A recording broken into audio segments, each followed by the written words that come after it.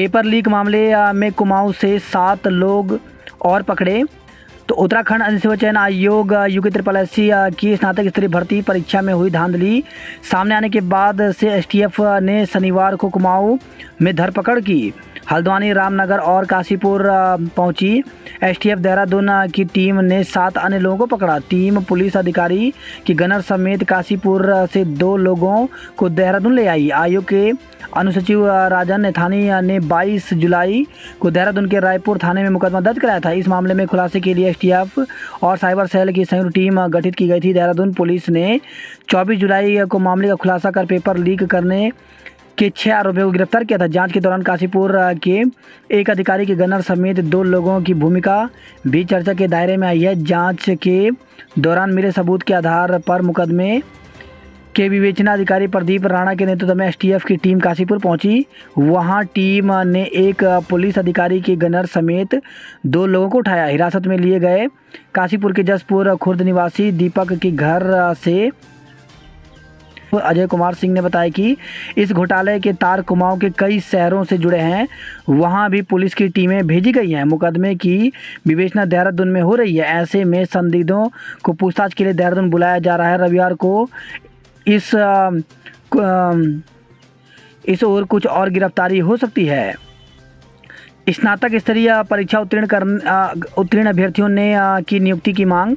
तो स्नातक स्तरीय परीक्षा उत्तीर्ण करने वाले अभ्यर्थियों ने प्रदेश सरकार से शीघ्र नियुक्ति देने की मांग की है। शनिवार को बेरोजगार युवाओं ने मुख्यमंत्री पुष्कर सिंह धामी के कैंप कार्यालय में जनसंपर्क अधिकारी KS ब्रिजवाल से मुलाकात कर उन्हें सीएम के नाम ज्ञापन सौंपा। अभ्यर्थियों ने जल्द नियुक्ति प्रक्रिया शुरू नहीं होने पर आंदोलन की चेतावनी दी है। बेरोजगार युवाओं का कहना है कि आयोग की ओर से 894 पदों के लिए विज्ञप्ति जारी की गई थी। इसके बाद दिसंबर 2021 में इन पदों के लिए परीक्षा का आयोजन किया गया और परिणाम भी घोषित किया गया, लेकिन बाद में भर्ती में घोटाला प्रकाश में आने के कारण आगे की प्रक्रिया अधर में लटक गई है। उन्होंने मेहनत से परीक्षा उत्तीर्ण करने वाले युवाओं को शीघ्र नियुक्ति देने की मांग उठाई है। जनसंपर्क अधिकारी को ज्ञापन सौंपने देने वालों में अभ्यर्थी मौजूद रहे।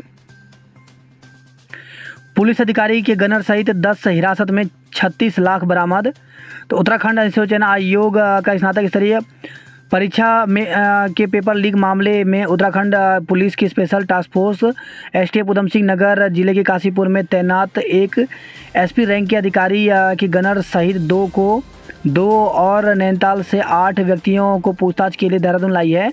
गनर के पास से एसटीएफ ने 36 लाख रुपए भी बरामद किए हैं। हालांकि गनर के आय के स्रोत का पता किया जा रहा है। इसके अलावा संदिग्ध व्यक्तियों की प्रकरण में किस तरह से संलिप्तता थी, एसटीएफ इसका भी पता लगा रही है। बताया जा रहा है कि गनर की पत्नी ने परीक्षा दी थी जिसमें वह पास हो गई थी। एसटीएफ के पास गुमनाम शिकायतों की लंबी हुई सूची। तो अधिसेवा चयन आयोग की ओर से आयोजित स्नातक स्तर की भर्ती परीक्षा का पेपर लीक होने का पर्दाफाश क्या हुआ। अब पुरानी भर्तियों के पेपर लीक या नकल करवाने की शिकायतें भी एसटीएफ के पास आने लगी हैं। अधिकतर शिकायतों में किसी का नाम नहीं है। साक्ष्यों के अभाव के चलते फिलहाल एसटीएफ चुप्पी साधे है। पेपर लीक मामले की जैसे तैसे परतें खुल रही हैं, उससे यह स्पष्ट होने लगा है कि पहली बार नहीं जब पेपर लीक हुआ है। इससे पहले भी पेपर लीक होने के संकेत एसटीएफ को मिले हैं, लेकिन पुरानी भर्तियों से जुड़े कोई भी साक्ष्य एसटीएफ को नहीं मिले हैं। ऐसे में एसटीएफ बिना साक्ष्य कहीं भी हाथ डालने से बच रही है। हालांकि गिरफ्तार किए गए आरोपियों से अभी काफ़ी पूछताछ होनी बाकी है। एसटीएफ की जांच में सामने आया है कि मयोली अल्मोड़ा निवासी मनोज जोशी, जो कि वर्ष 2014 से 2018 तक रायपुर स्थित अधिसेवा चयन आयोग में चतुर्थ श्रेणी के रूप में तैनात था, वह अपने कई रिश्तेदारों को नौकरी लगवा चुका है। हालांकि इसकी सत्यता की जांच एसटीएफ कर रही है। पुलिस रिमांड पर लेकर एसटीएफ इससे इस संबंध में पूछताछ करेगी। कार्रवाई के डर से खुद ही आने लगे अभ्यर्थी। तो एसटीएफ का शिकंजा कसता देख अब डरे हुए अभ्यर्थी खुद भी सामने आने लगे हैं। अभ्यर्थी इन दिनों एसटीएफ कार्यालय के चक्कर काट रहे हैं। एसटीएफ की ओर से बयान दर्ज कर वापस भेजा जा रहा है। आयोग ने सौंपी 100 अभ्यर्थियों की लिस्ट। UKSSC की स्नातक स्तरीय परीक्षा पास करने वाले अभ्यर्थी भी एसटीएफ की रडार पर आ गए हैं। एसटीएफ की ओर से अधिसेवा चयन आयोग से ऐसे अभ्यर्थी की लिस्ट मांगी गई थी जिन्होंने यह परीक्षा पास की है और उनकी भूमिका संदिग्ध हो है। ऐसे में आयोग की ओर से प्रदेश भर के 100 से अधिक संदिग्ध अभ्यर्थियों की लिस्ट एसटीएफ को सौंपी गई है। एसटीएफ की ओर से अभ्यर्थियों को पूछताछ के लिए बुलाया जा रहा है। पेपर लीक या खरीदारी के मामले में किसी की संदिग्धता पाई जाती है तो उसके खिलाफ मुकदमा दर्ज किया जाएगा। ओटीआर से की गई संदिग्धों की पहचान। वन टाइम रजिस्ट्रेशन में होता है अभ्यर्थियों का पूरा विवरण। आयोग ने वर्ष 2019 में शुरू की थी यह प्रक्रिया। उत्तराखंड स्थित चयन आयोग का वन टाइम रजिस्ट्रेशन प्रक्रिया आयोग की प्रतियोगी परीक्षाओं में गड़बड़ी कर मेरिट लिस्ट में स्थान पाने वाले अभ्यर्थियों को सलाखों के पीछे पहुंचाने में सहायक सिद्ध हो रहा है। स्नातक स्तरीय परीक्षा के पेपर लीक मामले में एसटीएफ रुपये देकर 100 में से 80 सवाल खरीदने वाले अभ्यर्थियों को लगातार चिन्हित कर रही है। यूपी ट्रिपल ने 29 मई 2019 को वन टाइम रजिस्ट्रेशन प्रक्रिया शुरू की थी। आयोग की समूह की परीक्षा देने वाले अभ्यर्थियों को पूरा विवरण ओटीआर में भरना होता है। इसमें शैक्षिक, व्यवसायिकता अनुभव, फोटो, अंगूठा निशान, हस्ताक्षर आदि शामिल होता है।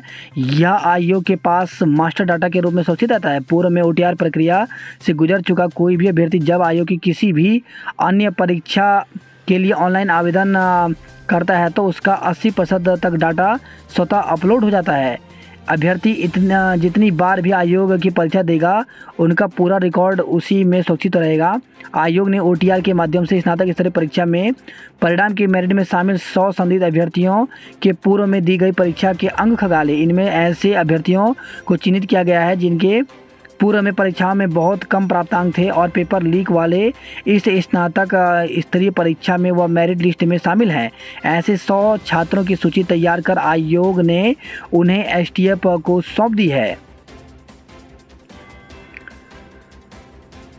देश भर में कोरोना के